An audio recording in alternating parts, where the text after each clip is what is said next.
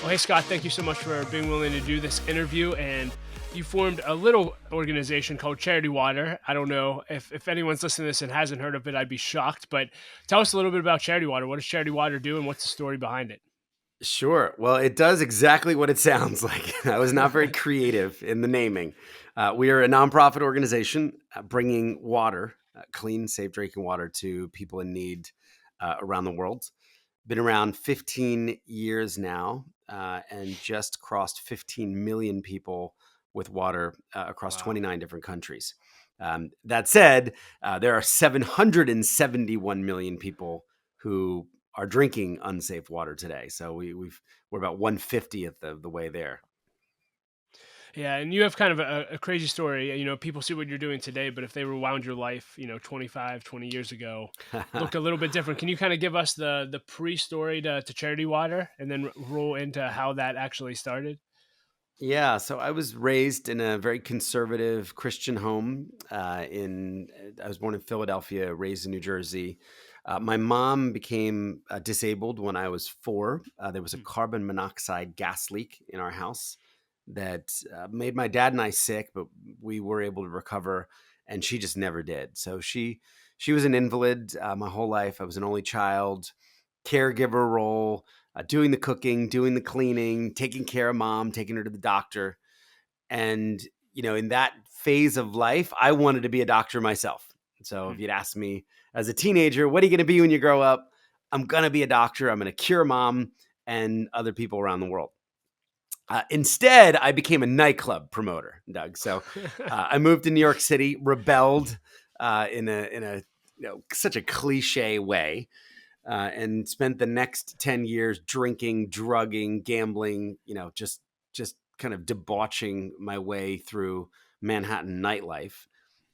Became pretty good at that profession. I worked at 40 different nightclubs, throwing these high-end parties and spraying $1,000 bottles of champagne over the audience and, from the DJ booth, and just really a complete idiot. Um, but was really caught up in this lifestyle of sex and drugs and rock and roll and fashion. And then at 28, just realized, oh my gosh, I've become the worst person I know. I hate myself. I hate my life. Nobody else is really happy. There's never going to be enough of any of these things that I'm pursuing that would satisfy. And I had a pretty radical comeback to faith and morality moment. Sold everything I owned and decided to take 1 year and volunteer on a humanitarian mission to see if I could be useful to the world. Hmm. And it was funny. The first 10 organizations that I applied to denied my application because nightclub promoters are not in hot demand for serious, credible aid worker organizations. But I was very fortunate to find an opportunity to go live on a medical hospital ship in Liberia, West Africa, and really just completely changed my life. I quit smoking and drinking and drugging and gambling and all that stuff, and kind of came really back to closer to Act One. And it was in that 2 year experience in West Africa where I saw people drink dirty water for the first time.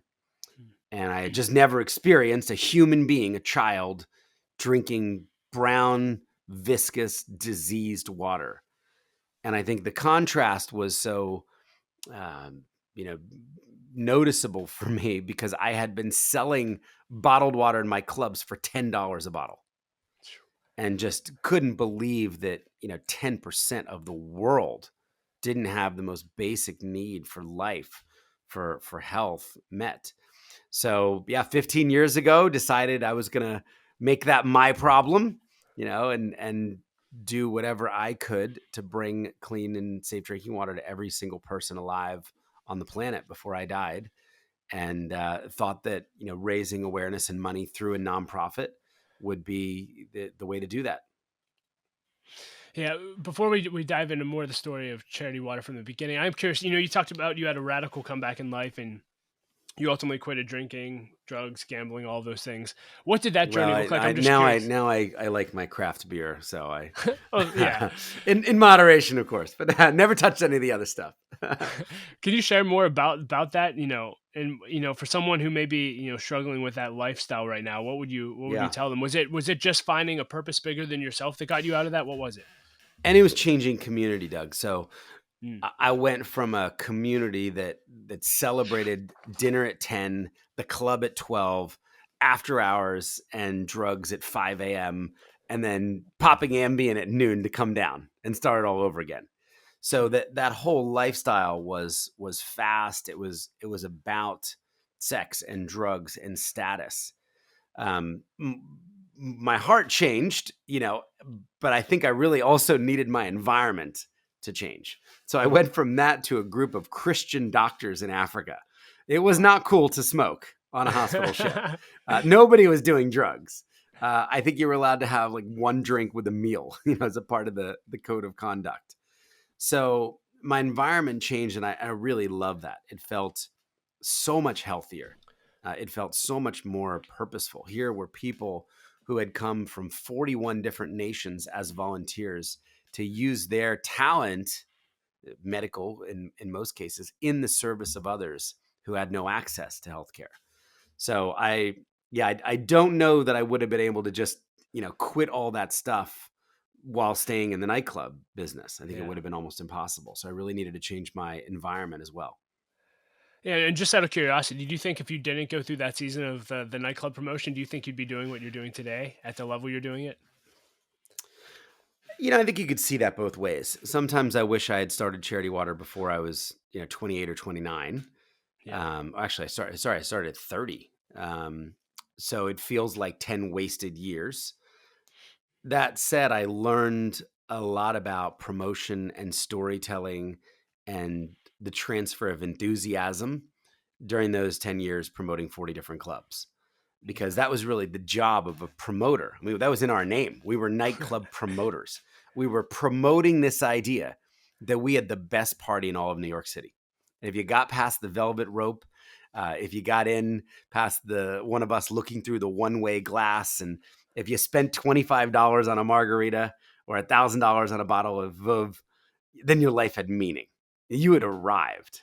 You had made it. So, I'm saying all that tongue in cheek now.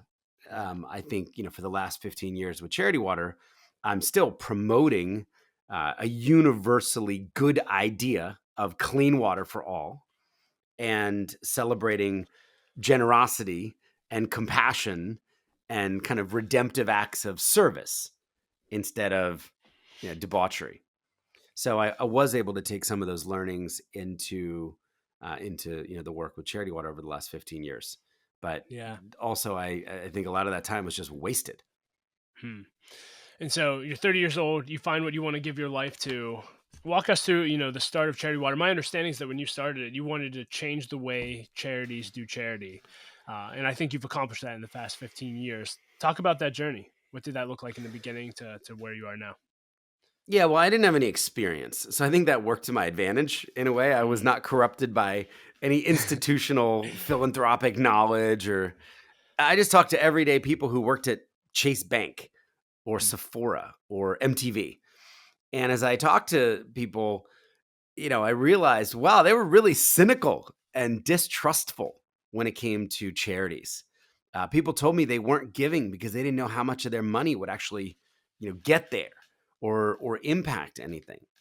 So I really, yeah, the mission was going to be to bring clean water to everybody in the world, but the vision was even bigger. It was to reinvent or reimagine the charitable experience, the giving experience, and reach out to some of these disenchanted, disenfranchised people, bring them back to the table of giving.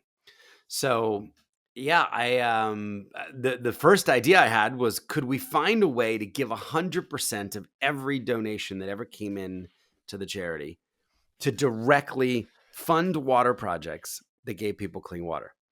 And what that would need to look like is we would somehow have to raise all of that nasty overhead money separately.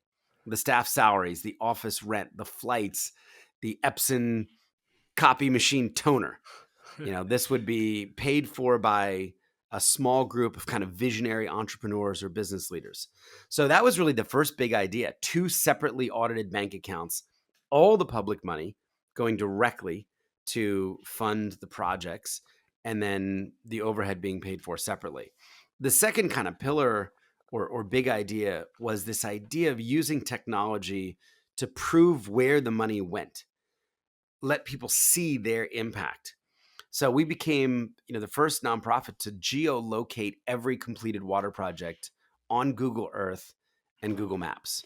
So, now close to 100,000 projects across 29 countries, but every single one has a satellite image, a proof location. And we just made all this data transparent from the start. And then I think the third, big idea was to build an epic and imaginative and inspiring brand, a brand that rivaled Nike or Apple or Virgin, a brand that was not based on shame or guilt, but opportunity and hope and inspiration. So, kind of put these things together, and then also realized from a business model approach, I wanted to be asset light. So I didn't want to start well drilling operations in each of these countries around the world. We would work through the locals in each of these countries. So I believe for the work to be culturally appropriate and sustainable, it had to be led by Ethiopians in Ethiopia, led by Cambodians in Cambodia. So our job would be to find and identify and then build the capacity and help these local organizations scale their impact. But they would be the ones on the ground doing the work and getting the credit. Wow. Well, I love those initiatives. I want to dive into each one. First one, fundraising. I was mentioned to you earlier. I'm a fundraiser. That's what I do Yep. vocationally. And so, you have the model where 100% of the overhead is paid for. I believe the model there is you meet with people of high net worth and basically just pitch them on that. One, Yep. is that something? Because I know a lot of other nonprofits now are trying to mimic and copy that model. Is that something you would recommend? There's a lot of nonprofits Yeah. that have to raise money. Is that something you recommend No. today? And no, No. so tell us more about that. Yeah, I mean, it was right for us. I would do it again today. It was right for the people we were trying to reach out to and the problem I was trying to solve. What I think donors want is just transparency. yeah, People yeah, just want to know where the money is going. So there are a lot of different ways to achieve that goal. Our organization has overhead just like yours, and just like I don't know, Doctors Without Borders or World Vision or Save the Children. Um, our overhead is about 20 cents on the dollar. We just go get that 20 cents from 100 families. Therefore, millions of people can give in a pure way. But I think that has really worked for us. It has been a distinctive. We have heard time and time and time again that this is the reason people are giving. And we've heard many times, this is the first charitable gift I've made in my life. But wow, I know that all of this money is going to go where it's needed. So yeah, I mean, you're creating twice as much work for yourself. It's incredibly challenging. I mean, you have to yeah, run two separate bank accounts in perfect balance in perpetuity. I mean, existentially, we could have $100 million in a water account, right? And then miss payroll because we can't touch a penny of the public's money for water projects. We could also overraise, I guess, although this has never been a problem, for the overhead side, where we're an inefficient organization because we're not deploying a multiple of that into the field on water projects. So it's a very delicate balance. It's again, this has been core to our vision and business model, so we've made it work really well for 15 years. But it's not something I'm out there preaching to others. I am preaching transparency and closing the loop and showing donors what their money's actually accomplished. yeah. I think the transparency thing is key. The other thing I think you do extraordinarily well is just cast vision. I'd be curious, what advice do you have fundraisers, but really just leaders in general? I know you've told this story. You've done thousands of podcasts. I'm sure thousands of donor meetings. What have you learned about casting a compelling vision that people buy into in your time at Well, I'm Charity glad Water? you start there. So when people ask me about fundraising, I think there are three things that I think about. The first is having a compelling vision and then clearly articulating it.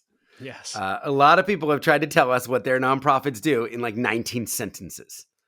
And at the end, they actually may have a compelling vision, but they have muddled it, or you've just lost the clarity of that. Ours is luckily very simple. We're bringing clean water to people.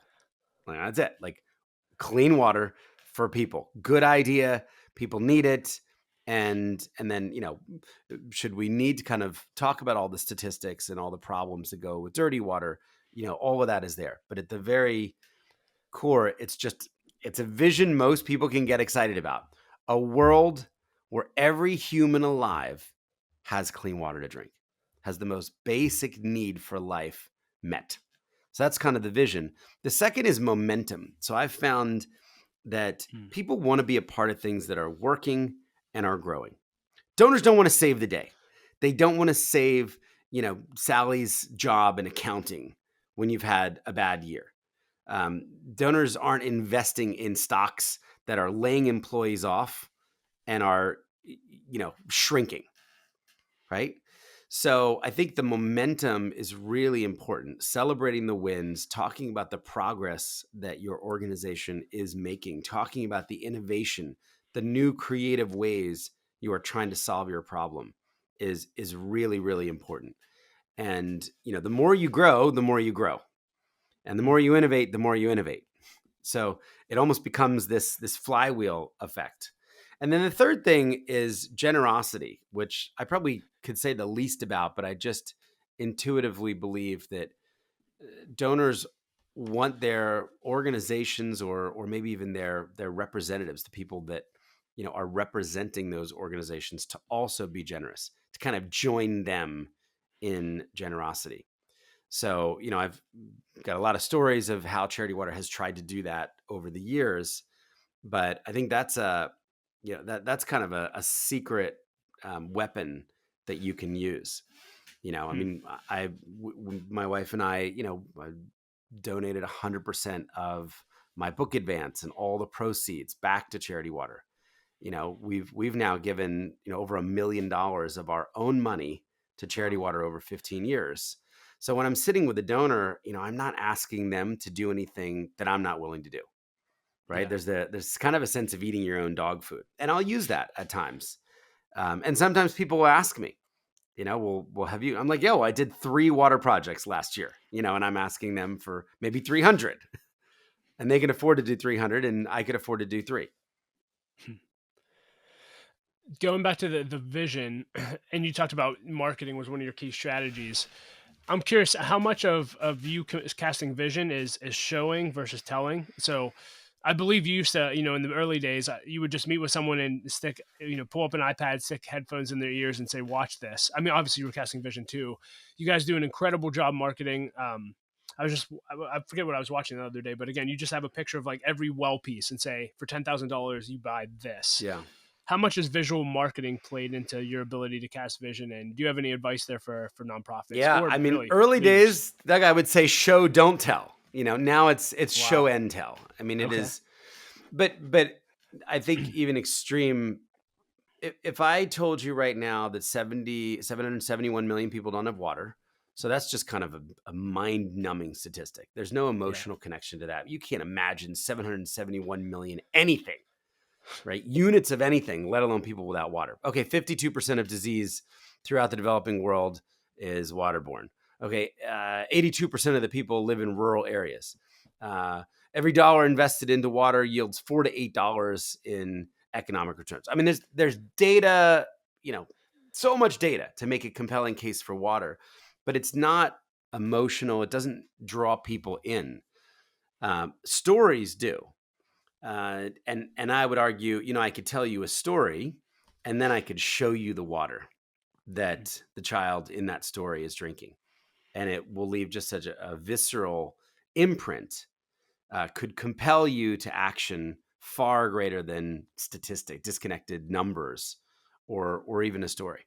So we've tried to. I mean, there was a story I wrote about in the book of a 13-year-old girl who hung herself from a tree after she spilled her water after an Hmm. 8-hour walk in Ethiopia. And I wound up living in this village for a week and walking in her footsteps and learning everything about her and her friends and how people lived and what would have driven her to suicide after spilling her water that she was carrying. But for me, as I knew I would tell that story on the road in speeches, or I was going to write about it in the book. When I stood under the tree, the actual tree, I knew that the image of the tree would be very powerful, and it would move people in a different way. And it's this frail tree, and there's really only one branch that you can imagine a 13-year-old's body hanging from, with a noose around her neck. And there's a path that goes right next to this tree, which is where she was walking when she tripped and fell and spilled her water. So, I just, for me, that visual image was so arresting, being there, before I even pulled out a camera, and, activated me with anger at the time that we live in a world of, $500 million yachts. And, we're talking about colonizing other planets, and 13-year-old girls are hanging themselves from trees because they don't have clean water. Hmm. Um, but I think it's that combination of, I would say, it's storytelling, it's visuals, and then of course the facts are important as well. Yeah, I just want to. You talked about we live in a world of $500 million yachts. You ran nightclubs where people will spend extraordinary amounts of money every single night, and then now on the charity water side, you've seen extraordinary generosity from people. I'm just curious, what have you learned about money throughout this journey? I've seen less extraordinary generosity than you might expect. I've Hmm. seen extraordinary gifts for sure, but as Okay, a say more. proportion of wealth, um, what have I learned about money? Hmm. Well, I think the first. Okay, so if there's any other nonprofit fundraisers out there, probably the most powerful thing anyone has ever said to me. It was a conversation I had in California. It was a partner at Goldman Sachs, an ex partner at Goldman Sachs. And I was about to make a big gift in Hawaii. And I was flying through and I had drinks with him in California. And I said, "Hey, I'm about to ask this family for a lot of money." It was an 8-figure gift. And I'm pretty nervous about this. I said, "So I'm sure you and your wife have been asked for way more money than you were prepared to give." I said, "Tell me how it makes you feel." And now the fundraiser's perspective going into this is, we're going to offend them, Right. right, Doug? I'm going to ask you for money and you're going to be like, "What? Like, how Yeah. dare you?" Well, he said the exact opposite. He said, "I feel flattered. Hmm. I feel flattered that they think I would be that generous." Hmm. So that was a big paradigm shift for me. Going in, kind of sometimes reluctant or shy, or now he said, if they have researched me poorly, then I will take offense. So if they ask me for money that I absolutely could not give, then it would be completely different. But if it's something I could do, he said, sometimes I go home and I ask my wife, I say, what would it take for us to be that generous? What would it Wow. take for us to make a gift that significant? So I've kind of, I've kept that in. And I got to say, though, I asked somebody for what I thought was a whole lot of money just a few weeks ago. And, it was a really beautiful proposal. And our team spent really months just preparing one ask. And when I synced up with the supporter, he said, "Well, we really only have one question. Why'd you ask for so little?" Wow. And then they wound up giving 4 times more than what we'd asked. Come Now on. that rarely happens, but I think that is what I've learned. You have to really have an abundance mentality. You have to ask, and you have to really, stretch. You also need the organization that can deploy the capital. So Right. it took me 15 years to build an organization where I know exactly what to do with $50 million. Right. Like I can with a surety deploy $50 million and get the next million people clean water. Hmm. So I couldn't have done that 5 years ago. I couldn't have done it 7 years ago. So you also need, because people can see through that as well. You can't get too far over your skis.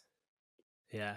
You've also done an incredible job building an online subscription model for people to get involved with giving. Can you talk more about that and ways people can actually get involved now if they're interested? Yeah, well, I was with the founder of Spotify in Ethiopia in the back of a Land Rover. He'd funded a couple projects. This is 6 years ago, and we were really successful in peer to peer fundraising. Charity Water had this idea of getting people to donate their birthdays, and instead of gifts or a party, they would ask for their age in dollars, and 100% of the money would be tracked to clean water projects. So we raised about $100 million through this huge movement of birthdays and other fundraisers. But the problem is, people only donated one birthday, Doug. And we effectively, in 10 years, had built a one-time donation organization.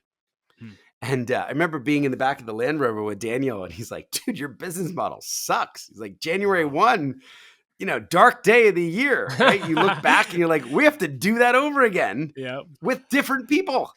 And then we have to grow. So he said, well, that's not how I think about Spotify. I mean, I'm trying to acquire a customer for life Right. and deliver music and content, over a lifetime. I mean, I don't ever want anybody to quit. So anyway, I mean, it took me 10 years too long, but I came back and launched a subscription membership program called The Spring. And very simple idea. It costs $40 to get one human clean water. And there's a lot of people that could do that every month. It's two Netflixes a month. There's some people that could do $10 a month, right? And every 4 months, they could get one person access to clean water. So we launched The Spring, kind of marketed it as, alongside your 15 other subscriptions, you will get nothing in return. You're not going to get music or free shipping or a place to store your photos or, magazines, but 100% of the value will be passed on to humans who need water. And you'll provide the most basic need in life. That community was and is growing and is so successful. It really tripled the size of the organization. So it Wow. helped triple Charity Water and most importantly our impact. Over the last 5 years or so. So we now have Spring members from 149 countries around the world. Hmm. We have Spring members in Africa. We have a Spring member in North Korea. I didn't even know that that was possible, that you could give money in North Korea to Charity Water. So that's been really exciting. And you mentioned how could people help. We actually set up a link if people wanted to learn more. It's just charitywater.org/L3. You can see a video there. There's a video that's had about 70 million views, which is the story of Charity Water. You can learn more about the Spring. But that is where our growth is going to come from. So I am way more excited about that than 7 or 8 figure gifts, because there are millions and millions of people out there who could do something for the cause of clean water every single month. And Yeah. that adds up to a lot more than, a major gift. Yeah, and we'll include a link to that in the show notes. I also want to talk to you about just donor experiences. So you guys throw a huge gala every year, raise millions of dollars. Obviously, you did this for a living, promoting in the nightclub. What advice do you have for those of us who do put on events when it comes to raising money? It sounds like you throw quite a Just party. try to make them awesome. Try to make them inspiring and fun. No rubber chicken dinners. I mean, we always try to include elements of surprise and delight. And I mean, we have done satellite feeds to live drilling in Ethiopia across an ocean, connecting our community of givers at the gala with a community about to get clean water.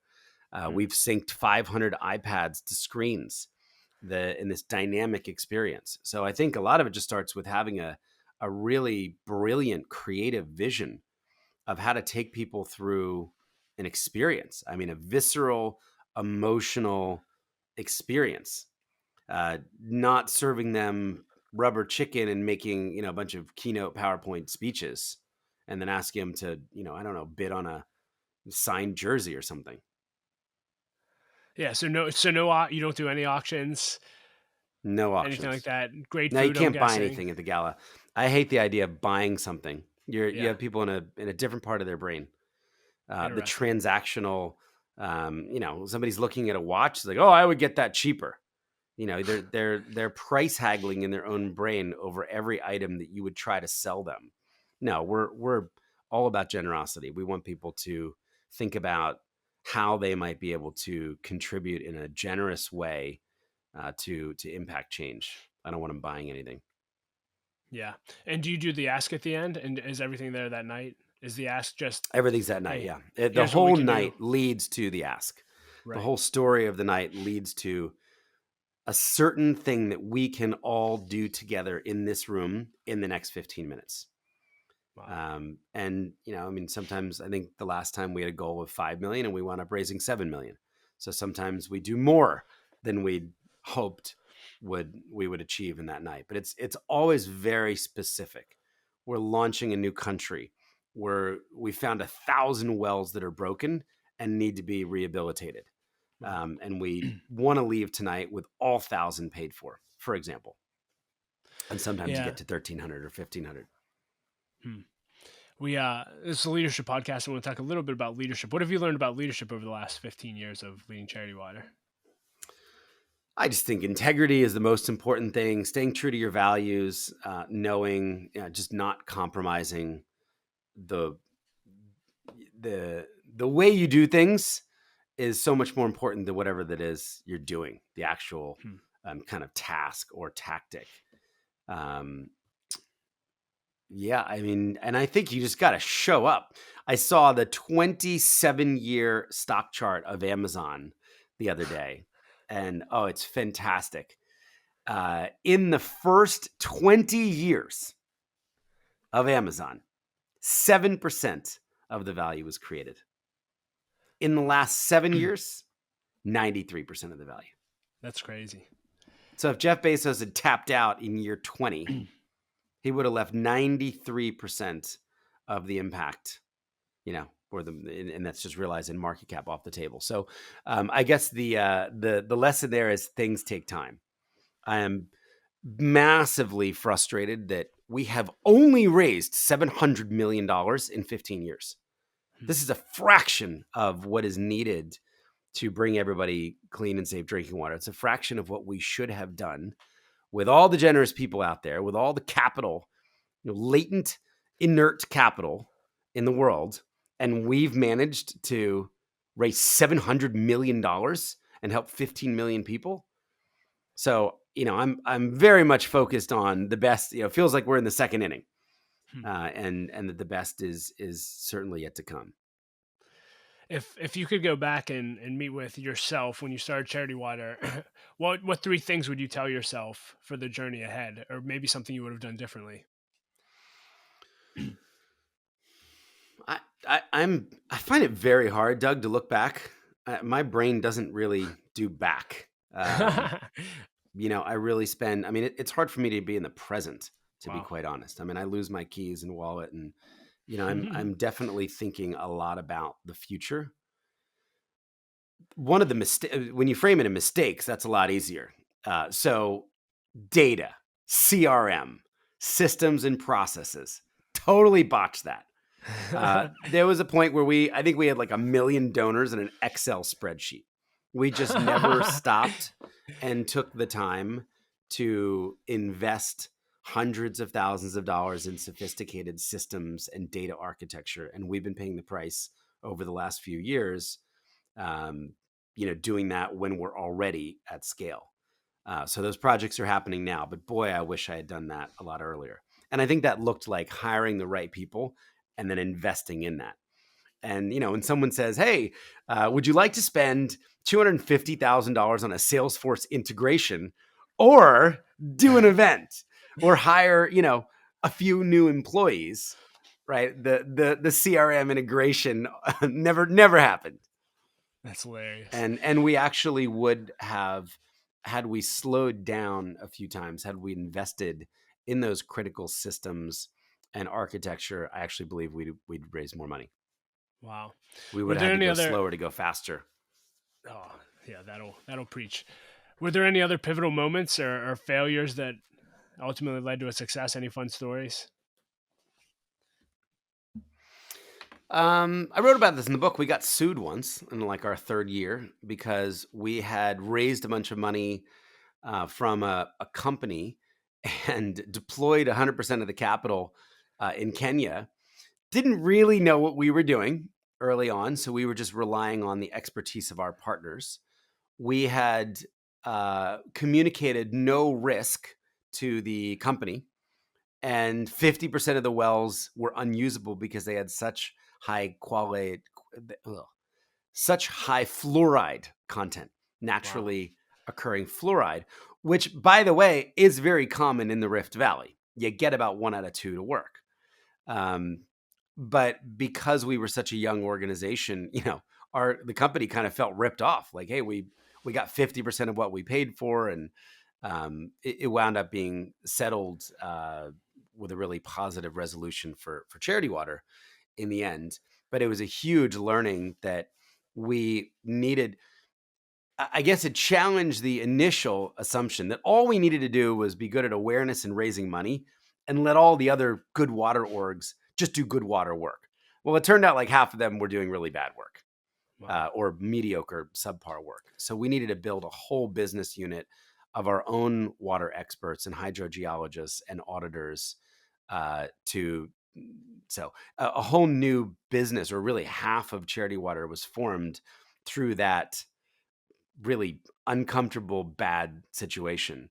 And I wrote a whole chapter about this in the book and some of the learnings. So it turned out to be kind of the biggest blessing for the organization and the sustainability of the organization and the quality of the work that we did in the 13 years subsequent, but really painful at the time. Hmm. Do you have any advice? Obviously, you launched Charity Water after you found what you wanted to give your life to. What advice do you have for people with a dream? Maybe they're working a job and they're just content, or I'm sorry, discontent. They have a dream in their heart, or they see a need they could fill. What advice would you say to someone who has that? I feel like this is just cliche now, and like 100 people are saying this, but Right. you have to start. You just have to Yeah. start. I talk to so many people that are just paralyzed. They don't do anything. They literally will just talk about the same idea for 3 or 5 years. I mean, I don't know. Start with a fundraiser in the basement of your house. Raise $1,000 for the cause, or uh, spend time on weekends or at nights instead of watching Netflix's new bingeable show, researching the issue that you're passionate about, or the other actors in the space that are tackling that problem. But I think it's action that births movements. I mean, if I think back to the early days of Charity Water, we were working 100 hours a week, and that's very unpopular now. And I've got kids and have a completely different rhythm, but it was startup days. I mean, we weren't sure whether we were going to make payroll, like Mm. 3 days from now or 7 days from now. So there was a flurry of activity. There was a flurry of intense, passionate work. And then that actually led to the building of momentum, and then more resources, and then the creation of a structure and an organization. So my wife was just saying the other day, she asked me like 3 questions about a campaign we launched. And she's like, you really have no idea what's happening at your organization anymore, do you? And like this campaign got launched, and I'm like, I don't know who had the idea for the campaign. I don't really know how those partnerships came about. This is hiring great people and letting them do their thing. So in the early days, I mean, that's completely different. I was pixel pushing. I was writing every email that went Mm. out. I was writing the website copy. I was writing the FAQ for the website. Now there's just people that are much more talented that can do all those things. Do you do anything intentionally with networking? You have quite a network that you've built, and I guess I would just ask: has that been intentional, or has that been more just the work and the vision opening up those doors for you? It's not. I have not been very good at that. We do have an amazing network, I think, because we're doing great work Yeah. and we're innovative and we're good storytellers, and we like people. But I remember, like, I don't know, coming across some of the Keith Ferrazzi stuff, or just thinking, wow, I'm so unintentional. I'm so disorganized. My contacts don't sync as well as they should, and Yeah, I think I could have done a much better job at that. But maybe the flip side is it is very organic. I mean, there's no grand plan for contacts. And, I just talked to a guy right before this podcast who I hadn't seen for 10 years. He came on a trip to Ethiopia with me. And, he's now in the crypto space and running a huge company. And we kind of picked up 10 years later talking about our kids and talking about life and our experiences during COVID, and almost like 10 years hadn't passed. So I think I take an organic approach to a lot of these relationships. Yeah, with the time we have left, I want to run through the lightning round, just a bunch of fun questions I ask in every interview. First one being, what's the best advice you've received and who gave it to you? um, Dr. Gary Parker on the Mercy ship, who was a doctor who'd been there for 25 years, said something to the effect, and I'm going to paraphrase, but if I really cared about being a doctor or global health or medicine, then I would just get everybody on earth clean water, and it would have more impact than any doctor in the history of the world. Wow. If you could put a quote on a billboard for everyone to read, what would it say?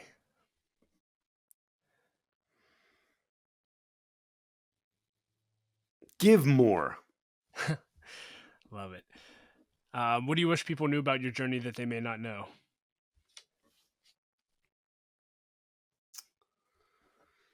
Oh, man. I don't know. I wrote a 100,000-word book. I'm like the most transparent guy that I know. My wife says I overshare like crazy. I I can don't know relate that to there are that. many secrets, or it takes a lot of work. It takes a Hmm. lot of work. People, I got asked the other day, Doug. So, like, do you do charity water full time? Like, no, we just raise $100 million a year. I just do like 5 hours a week. Just sometimes 7 hours a week. Yeah, Wow. I think people don't really understand how much goes into uh, starting an organization, building an organization, running an organization, all of the challenges and complexity. What's your And biggest leadership pet peeve? oh, laziness and people who just want to talk about the problems and not find solutions. Hmm. So maybe kind of pessimism, cynicism, Yeah. snark. You've had some incredible experiences in your life. I'm just curious, have you done anything, maybe crossed an item off your bucket list if you have one, that you think everyone else should experience before they die? Yes, Victoria Falls on the Zambia Zimbabwe border. Just one of the most magnificent sights and sounds on Earth. Yeah, I got to I've been go. to and I've been to 70 countries now, and that Wow, makes top 10 places. that's amazing. I got to see it Israel in as well. 2007. Israel. Wow. Yeah, I had an amazing trip in to Israel. I mean, you've been to 70 countries. Is there anything left on your bucket list to do? Well, I haven't been to Arkansas, Wisconsin, Alaska, or Kansas.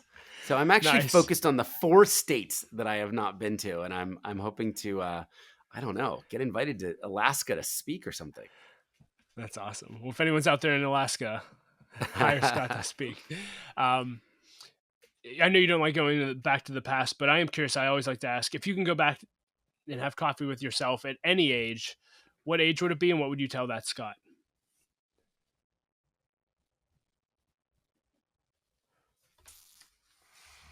Hmm. Probably 22, 23. And it would be a warning that I am not going to find happiness in the drugs and the drinking and the smoking and kind of the life of vice. But I wouldn't have listened. That's the thing about that question, Doug. Like 100% of the people would not have taken the advice from themselves at that younger So age. good.